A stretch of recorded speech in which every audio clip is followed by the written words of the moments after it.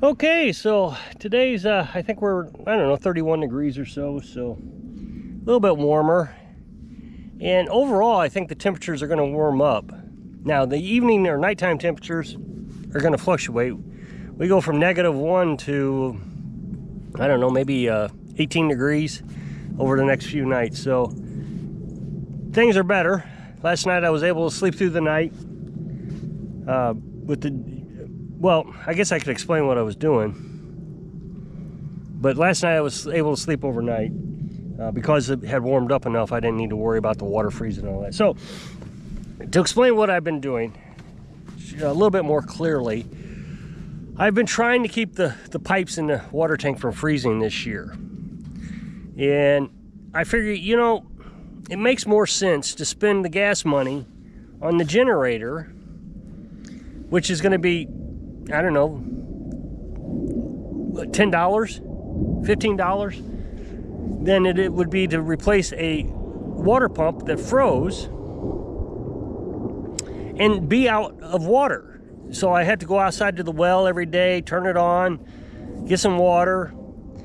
So I just chose to run the generator. So I've been running the generator basically 24 hours a day for, I don't know, 3 or 4 days. It was pretty cloudy, so we weren't getting any sun during the day. Of course, it snowed and the panels were covered up for, I don't know, 24 hours or so. But I had to do some preparation. I had to think about how I was going to do this, because that's just a cheap $250 generator, and I would like to really see it last a long time. Longer than all my other previous generators, and I think I can do it.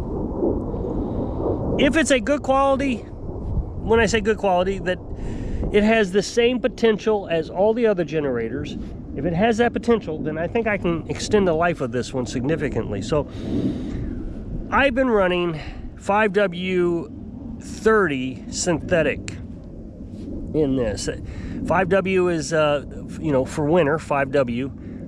Of course, it calls for 10W, but if you run 5, it doesn't hurt anything. And then it's synthetic. And I've been changing the oil every 25 hours. Now, yesterday's video, I showed you changing the oil in it and filling the water.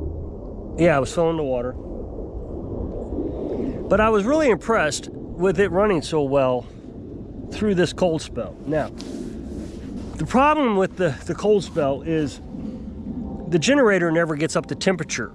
So you risk it freezing, and you also risk getting water into the oil. Condensation, every time that thing fires, produces condensation, and there's a mathematical equation, you know, like a gallon of water is produced for every gallon of gas, I don't know. So, but not all that goes into the oil, but a good portion of that water goes past the cylinders and into the oil. So you have gasoline and water mixing in with the oil, and what it does is it causes an acid that starts to eat away at your stuff inside, you know, the crank and the bearings and the rings, all of it. So I've been trying to prevent that with frequent oil changes. But if you warm up the oil hot enough, it will boil off the water and the gasoline. Now, you would most likely want to get this up to boiling temperature, 212 degrees, which, you know, your car does, and so does this in the summertime. But in wintertime, I was probably only getting up to 150, 160 degrees. So in order to do that, I had to run with the eco off. That means it was running at full RPM. So instead of getting 11 or 12 hours out of a tank of gas, I was getting 6. So I was coming out about every 5 hours to fill the gas, just to be sure that I was doing okay. I mean, that was not a consistent every 5 hours on the nose. As a matter of fact, I would put gas in it probably at 4 o'clock, and then again at 8 o'clock before I went to bed, and then I'd get up at 1 or noon or midnight, whatever it was, you know. It was also depending on how cold the house got and whether I needed to start a fire or not. Then I would get up at 4 and put some gas in it, so, you know, randomly. But I was very consistent with changing the oil. Every 25 hours, I would change the oil, and I tried to schedule it, so the first time I changed oil was at 6 a.m., which worked out great. That worked perfect. So the next time I had to change it, the day after, was at 7 o'clock, and the day after that was, well, actually, I think I changed it a little bit too early last, it doesn't matter. Anyway, it was at 9:30 that I had to change it on that third day. Maybe the timer on the, you know, the hour meter is wrong. That could be also. It may be running a little slow. but that's okay. I mean, I'm close enough to the 25 hours. I'm not too worried about it. I'm trying to get it in every 25 to 30 hours is what I'm trying to do. But since it has an hour meter, I can easily calculate that at 0, 0, 25, 50, 75, 0, 0 as it goes through the counter. So even if I'm at 30 hours, that's fine. So that kept the little heater running up there. It's a 200 watt heater, and it kept that tank perfectly warm. It is actually heating the water, which I find absolutely amazing. Usually I'll get a skim of ice in that water, on the water tank, and I didn't fill it for several days because it was so cloudy and I didn't want to push the batteries or anything. So it was, well, you saw the video. Well, I don't know if it showed up very well. I don't know. We were probably a quarter of a tank low, so 3/4 full. And typically, if I don't fill it every day, when we're down to 0 degrees like that, the tank will freeze, you know, start getting a film of ice in it. Not serious, but it just gets that film of ice. But it didn't happen this time. So that little bitty 200 watt heater kept everything warm, kept the tank warm. And so today we did laundry. Well, I filled it yesterday, and then today we did laundry, and I put my hand on it, and it's the same temperature as well water. I mean, it's basically like 50, 55 degrees, and that's just fantastic. So I don't know, where am I at on this? So like I said, I run it every 24 hours, trying to keep that temperature up. Oh, I also ran the battery charger. That helped me maintain the batteries, which I felt was pretty important. You know, it's cold, and sometimes you just need to put the batteries on trickle charge, and they've never been on a trickle charge since we've moved here. I've had them for 6 or 7 years now, and they've just ran non-stop. They're still in good shape. They're not as good shape they used to be, and I can tell it this winter. They're struggling more this winter. But that's okay. So I think I ran this, I'm going to say 3 days straight, 72 hours roughly straight, except for the oil change. You know, of course I would shut it down for the oil change. Might have been a little longer than that. It might have been 75 hours. Let's just call it 75 hours, because I did do an oil change, that last oil change. So 75 hours, and it never shut off. One time it shut off, and that was my fault, because when I went to change the oil, I shut the vent off on the gas cap here. See, can you see that? Yeah. And I forgot to turn it back on. But as soon as it went off, I heard it go off, you know, shut down. I came down and I knew exactly what happened. And then the next time was yesterday. I changed the oil, and I was filling the water. I had this running, help, you know, charge the batteries with the solar panels, and and I just forgot to put gas in it. So it ran for about an hour and ran out of gas. And again, I heard it right away. So I came down and put gas on it. So both times that it shut off was my fault. Other than that, it just ran non-stop, flawlessly. I was really impressed with it. So yesterday, I don't know why I did this. I guess I didn't really have to after I got to thinking about it. I brought this in the house. It was off. I need to stress that. I was not running it in the house, you know, carbon monoxide. I brought it in the house just to keep it warm. But brought it down. It was like 30 degrees outside, started up. And then I thought, you know, I didn't need to take it in the house. The reason I would want to have taken it in the house is if I shut it off when it was 0 degrees outside. It is really hard on the machine to start it when it's those single digit temperatures. Even with that 5W in it, what happens is that oil drains down and it's thick. So when you start it up, it doesn't want to cycle, you know, that oil slinger doesn't want to throw that oil around. So everything's dry. So it has to wait a few seconds, and those bearings and the rings and the cylinder, and it's all wearing. And what I've learned is if you start it at 0 degrees, when the engine is completely chilled, you lose 50 hours of runtime on your machine. Now, I did the calculations with AI's help. We figured it out, and by running it straight, I saved $2.50 on the life of the machine. So this is a $250 machine. I was able to save $2.50 worth of material, metal material, wear material, by not starting it in 0 temperatures. Every time you start it, you lose 50 hours of material, runtime material. I thought that was pretty significant considering I ran it for 75 hours straight.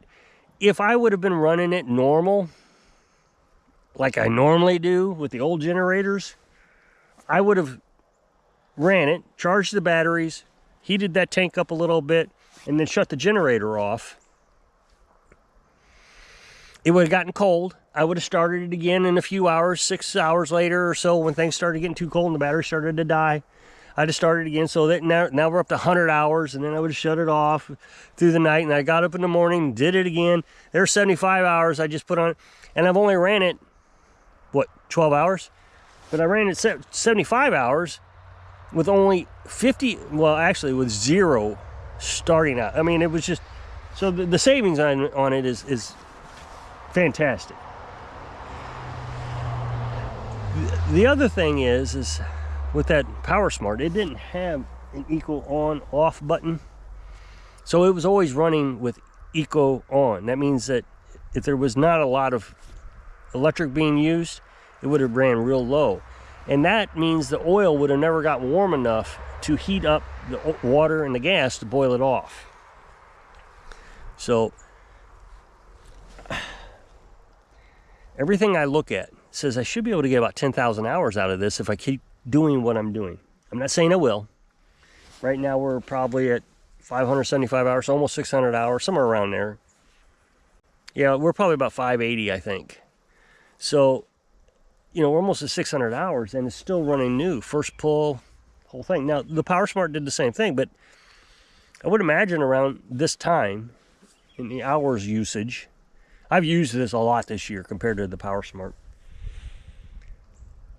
See, the thing is with the PowerSmart, I got in the summertime, in the spring actually. So I went through the whole summer and then ran it through the winter. And I think by the next spring, so it wasn't even a year old, it was smoking. Well, this one shows no sign of oil use, not smoking, it was using oil. This one's not showing any signs of oil usage or anything yet, and I've used it a lot more. So I already know that I'm doing better than I was with the PowerSmart. I'm certainly working harder at it. Now, I also put this on top of it when it got really cold, just to kind of keep the wind off of it, because it sucks so much air through it that wind would have just been, you know, it'd been like a freezer going through that generator trying to cool. The other thing I was trying to do is, since it's a magnetic dipstick I've put on it, it's metal. And so I would open it up and I would feel it to make sure it was warmer than my hands, which is a pretty good indication that it was boiling off the water. Not boiling, but steaming off the water. So I know this, I know a lot of people are going to say, it's a $250 generator, why are you putting so much effort into it? Well, here's the thing. If I can get 10,000 hours out of it, I mean, that is, what, 5 times I could buy a generator at its normal usage. Let's say it lasts 2,000 hours normally, and I get 10,000 hours out of it. So I could buy 5 of them at $250 a piece. And what is that? That's about, I don't know, $2,000? I don't know, whatever it is that I would have spent replacing generators. But what I'm doing with just changing the oil so frequently is I'm spending it's going to be about $250 and I'm going to spend on oil changing it at 25 hours. So for $500, buying this generator, putting oil into it, if I can get it to last 10,000 hours, I'm going to save myself something like $2,000 or something. Now, the other thing you have to understand is, even with that other generator, I would have still been changing oil every 50 hours or so, so I'd still be spending $125 in oil. So I'm only doubling the cost of oil. So in reality, I'm saving maybe even, I don't know, $2,100, $2,200. So that's my goal, is to be able to buy a cheap generator like this and make it last forever. Maybe I can convince the Honda guys that maybe you don't need a Honda. Now, if you want ultra quiet or something, I mean, these things are a bit louder. And but it sure does save on gas. It used a lot less gas than the Honda and the Champion. A lot less. Half a gallon a tank. There's 0.6 gallons a tank, and it lasts 11 hours. The Champion, the ones I remember using, I've never ran these that hard, but the ones I used to run would have run 11 hours on a gallon tank. So this is saving, you know, the Champion was using twice as much gasoline. So if you click this up next box, take the video over my other channel. Really appreciate it. Go check it out. So I hope I can inspire you. I don't know. Save some money so you can live your dreams. Thanks for watching.